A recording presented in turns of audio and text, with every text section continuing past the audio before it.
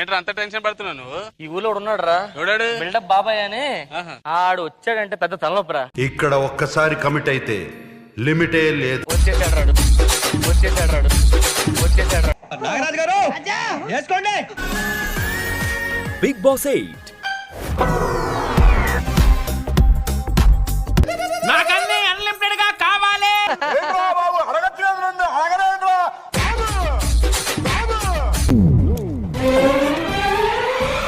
ఎవరు నువ్వు? ఎలా ఉన్నా అంటే